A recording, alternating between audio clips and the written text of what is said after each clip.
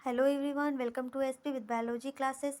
हम लोग यहाँ पर UP board biology 12th class का सिलेबस डिस्कस कर चुके थे। उसके आगे हम लोग क्लासें कर रहे हैं। हम लोग के 2 चैप्टर कंप्लीट हो गए हैं। हम लोग का तीसरा ये चैप्टर चल रहा है, जिसमें हम लोग मानव स्वास्थ्य के बारे में पढ़ रहे हैं।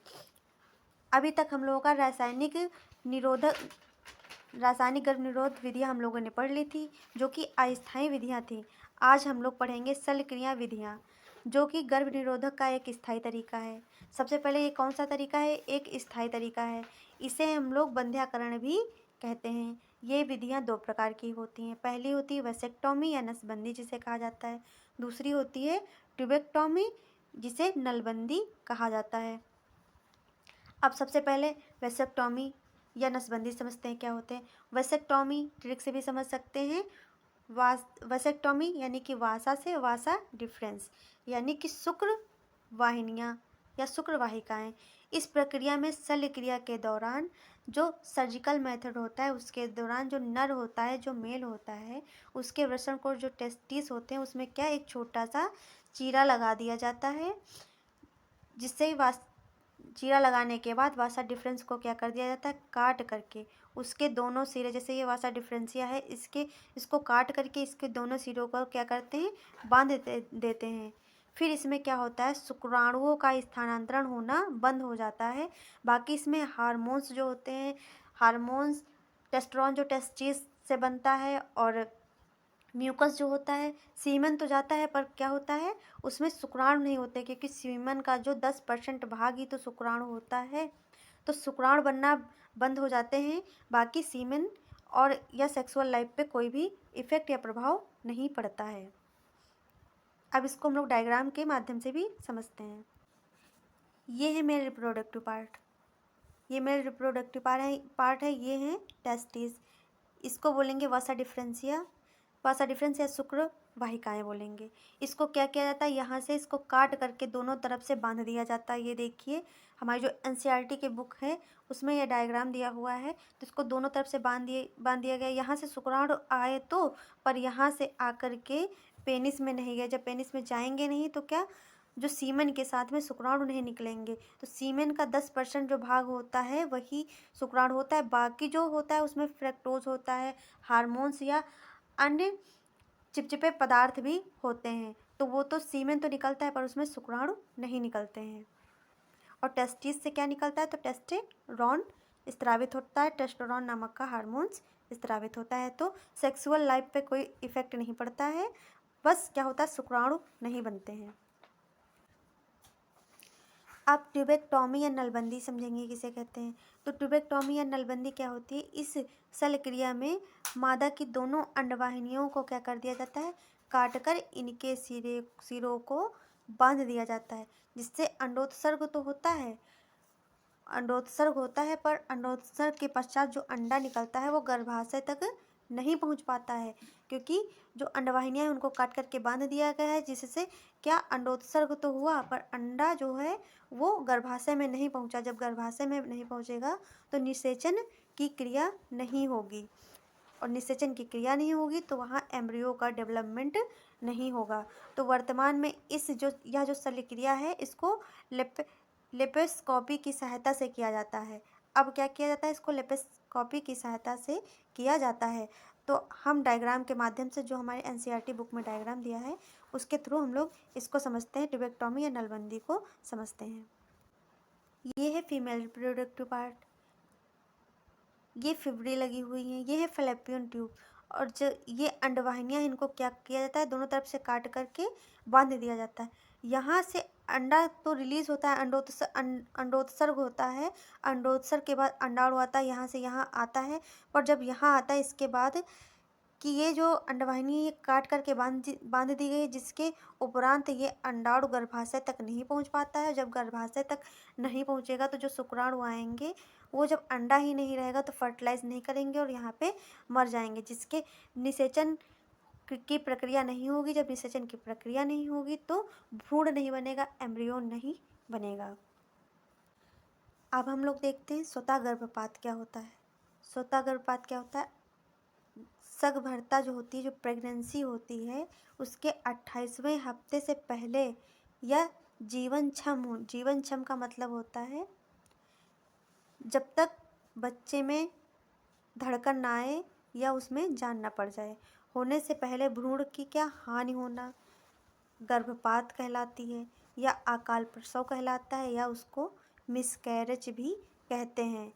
तकनीकी रूप से इसे गर्भपात कहते हैं, जो डॉक्टरी लैंग्वेज में है उसमें गर्भपात कहा जाता है, और ऐसे भी हम लोग इसको डॉक्टरी लैंग्वेज में मिसकैरेज भी कहते हैं, या फिर इसको अकाल प्रसव कहते हैं, इसको गर्भपात भी कहते हैं, या फिर कहते हैं भ्रूण की क्या हो गई, हानि हो गई, भ्रूण नष्ट हो गया, इसको स्वतः गर्भपात बोला जाता है।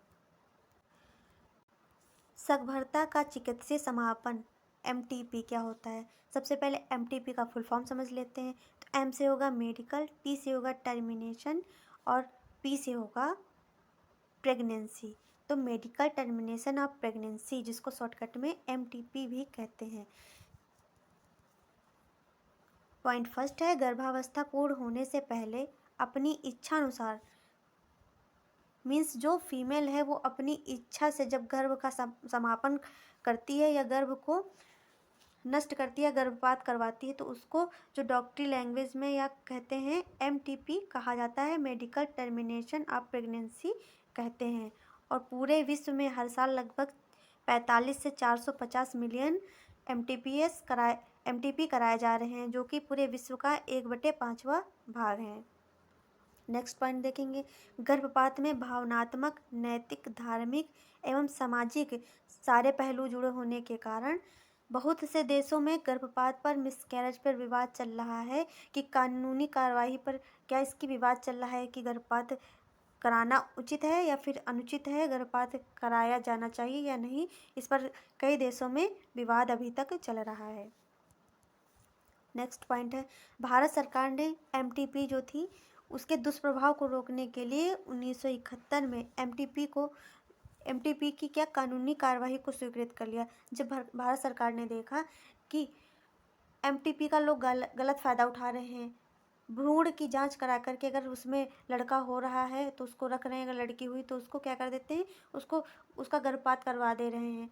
तो ये लोगों की छोटी मानसिकता को देखते हुए भारत सरकार ने क्या किया, इस पर बैन कर दिया कि जो लिंग जांच बिल्कुल ही बैन कर दी गई।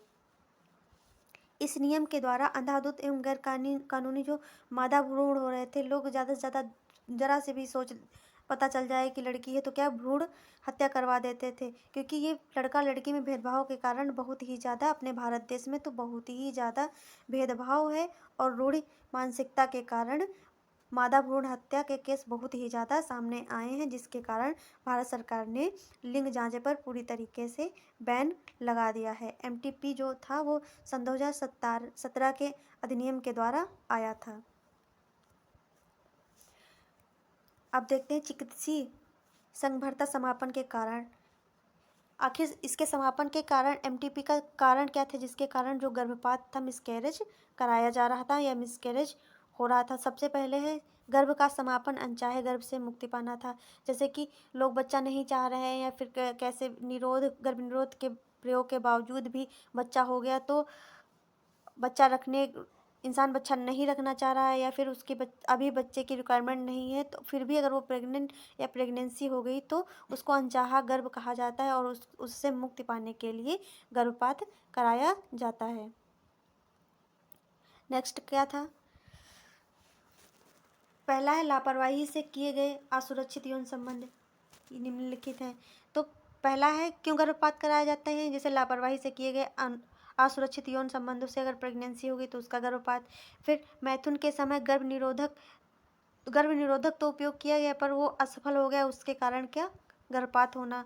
बलात्कार जैसी जो कि बहुत ही गंदी घटनाएं हैं, जिनके होने के कारण क्या हुआ कि गर्भपात होना एक मजबूरी या फिर ज़रूरत बन गई।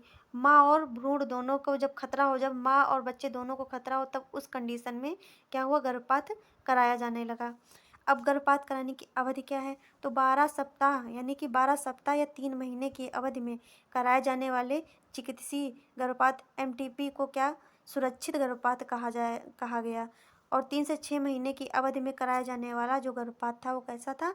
जानलेवा था, घातक था।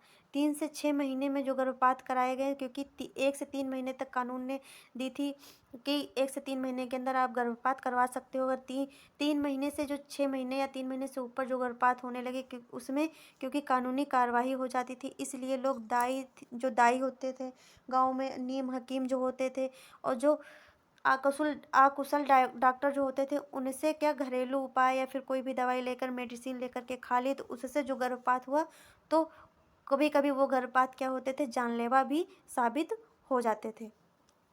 अब हम लोग पढ़ेंगे यौन संचारित रोग क्या होते हैं, सेक्सुअल ट्रांसमिटेड डिजीज क्या होती हैं, जिसको हम लोग समझते हैं। यौन संचारित रोग क्या होते हैं? ऐसा रोग या संक्रमण जिसका संचारण प्राथमिक रूप से लैंगिक संसर्ग या संबंध के द्वारा होता है, उन्हें क्या कहते हैं? यौन संचारित रोग कहते हैं। उन्हें एसटीडीएस, सेक्सुअली ट्रांसमिटेड डिजीज कहा जाता है। इसे रतिज रोग भी कहते हैं, ये भी इम्पोर्टेंट है, कभी कभी आता है। रतिज रोग किसे कहते हैं? तो इसको वेनेरल डिजीज या फिर शॉर्टकट में वीडी भी बोलते हैं, अथवा जनन मार्ग संक्रमण रोग के नाम से भी इसको कहा जाता है। तो रिप्रोडक्टिव ट्रैक्ट इन्फेक्शन, आरटीआई भी कहते हैं। प्रोटोजोआ से अब प्रमुख यौन संचारित रोग देखते हैं जो कि इम्पॉर्टेंट हैं। दिए तो बहुत से हैं, पर इतने जो हैं कि बोर्ड एग्जाम के दृष्टि से क्या है? इम्पॉर्टेंट है।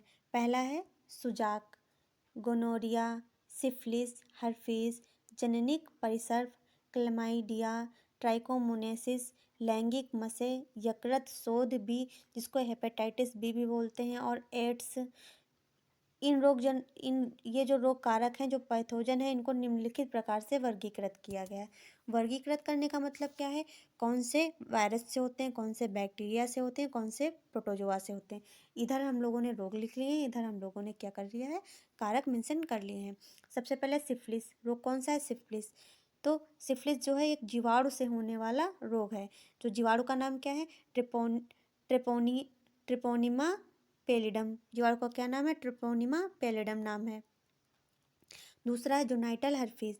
जोनाइटल हर्पीज किससे होने वाला है? तो वायरस से होने वाला है, जिसको हर्पीज सिम्प्लेक्स वायरस कहा जाता है। तीसरा है एचआईवी, या इसको एड्स भी कहते हैं। इसको ह्यूमन इम्यूनो डेफिशिएंसी वायरस कहा जाता है। ये वायरस से होने वाला रोग है। जो एचआईवी है, इससे क्या होता है? जननांगों पर कोई प्रभाव नहीं पड़ता है, पर बाकी के जो संक्रमित रोग हैं, इनसे क्या होता है? जननांगों पर चकत्ते, मसे या फिर ईचिंग, खुजली, दाद, ये सब होते हैं। और ये क्या करता है? एचआईवी इम्यूनिटी सिस्टम को कमज़ोर कर देता है। कभी कभी तो ये 6-7 साल या 8 साल या 10 साल के बाद इसके लक्षण सिम्टम दिखाई पड़ते हैं। अगला है हेपेटाइटिस बी। हेपेटाइटिस बी से होता है, जिसको क्या कहते हैं? वायरस से होता है, जिसको हेपेटाइटिस बी कहते हैं। अगला है गोनेरिया। जो गोनेरिया है या जीवाणु से होने वाला रोग है, जिसको निसेरिया गोनेरिया कहा जाता है। अगला है क्लेमाइडियसिस जो है, ये भी जीवाणु से होने वाला रोग है। इसको क्लेमाइडिया ट्रैकोनेटिस कहते हैं। अगला है ट्राइकोनियासिस प्रोटोजोआ से होने वाला रोग है। ट्राइकोनियासिस किससे होने वाला है? प्रोटोजोआ से होने वाला रोग है। इसको ट्राइकोमोनास वेजिनेलिस भी कहा जाता है। अब लाइलाज यौन संचारी रोग की ट्रिक है। ट्रिक क्या है? तो है हैजा है। क्या है? हैजा है ट्रिक।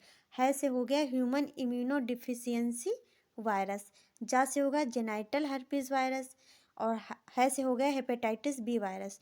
तो तीनों में क्या है? एच है। तीनों में क्या है? एच है। और तीनों कैसे हैं? वायरस से होने वाले रोग हैं, और तीनों क्या हैं? लाइलाज रोग हैं, इनका कोई इलाज नहीं है। अब हम लोग देखेंगे यौन संचारित रोग के सामान्य लक्षण। सामान्य लक्षण क्या होते हैं? जननांगों में खुजली होना, जलन होना, काले चकत्ते या मसे होना, दाग होना, तो ये हैं इनके सामान्य लक्षण। और इनमें क्या होती है? जनन संबंधी समस्याएं भी हो जाती हैं। अब यौन संचारित रोगों के संक्रमण के कारण क्या होते हैं? मतलब ये किन किन दौरान से होते हैं, किस वजह से यौन संचारित रोगों का संक्रमण होता है। तो पहला होता है मैथुन क्रिया के दौरान संक्रमित व्यक्ति से स्वस्थ व्यक्ति में फैलता है। जैसे ये संक्रमित व्यक्ति है, इससे जब मैथुन क्रिया हुई, कॉपुलेशन हुआ, तो एक संक्रमित व्यक्ति से क्या हुआ, स्वस्थ व्यक्ति में एड्स या फिर यौन संचारित रोगों का क्या हुआ, वाहक हुआ। एक व्यक्ति दूसरे व्यक्ति का वाहक का कार्य करता है, पहुंचाने का कार्य करता है। दूसरा हो गया संक्रमित सुइयां, जैसे हॉस्पिटलों में सुइयां लगाई गई और किसी संक्रमित व्यक्ति जिसको यौन संचारित रोग है उसको वही सुई लगाई गई और फिर दूसरे व्यक्ति को, स्वस्थ व्यक्ति को लगा दी गई, उससे क्या होगा, यौन संचारित रोग, सुई जो है वाहक का कार्य करेगी। तीसरा है संक्रमित माता से, अगर माता को एड्स है तो उसके पेट में पल रही संतान को भी क्या हो जाएगा, माँ से क्या हो जाएगा, एड्स हो जाएगा। और रक्त संक्रमण के कारण, जैसे कि जांच किए बिना कि उस व्यक्ति को एड्स है या नहीं है, उसका ब्लड दूसरे व्यक्ति को चढ़ा दिया गया, तो यहाँ पर क्या हो जाएगा, रक्त संक्रमण के द्वारा यौन संचारित रोग हो जाएगा। अब STDs की जटिलताएं क्या होती हैं, तो श्रोणि शोथ रोग होता है, पेल्विक में जो रोग होता है, गर्भपात हो जाते हैं, मृत्यु शिशु जन्म, जो मृत्यु शिशु होते हैं वो जन्मते हैं, और जननांगों में क्या होता है, कैंसर भी होता है। अब इसकी रोकथाम क्या है, तो रोकथाम है किसी अनजान व्यक्ति या बहुत से व्यक्तियों से यौन संबंध ना रखें। दूसरा है संभोग के दौरान कंडोम का प्रयोग करें। तीसरा है आशंका या प्रारंभिक लक्षण शुरू होते ही जांच कराएं तथा योग्य डॉक्टर से क्या करें, संपर्क करें और इलाज करवाएं। उपचार तो देखो HIV HSV जो ट्रिपल एच थे उनका क्या, वो लाइलाज हैं। बाकी जो हैं उनका इलाज उपलब्ध है, तो बाकी बीमारियों का तो इलाज हो जाएगा, उनका ट्रीटमेंट कराएं। पर जो HIV HSV और हेपेटाइटिस हैं, 3H हैं, इनका क्या है, इलाज उपलब्ध नहीं है, ये लाइलाज हैं। अगर आपको हमारी क्लास अच्छी लगी हो तो हमारे चैनल को लाइक एंड सब्सक्राइब करें। Thanks for watching. मिलते हैं नेक्स्ट क्लास में।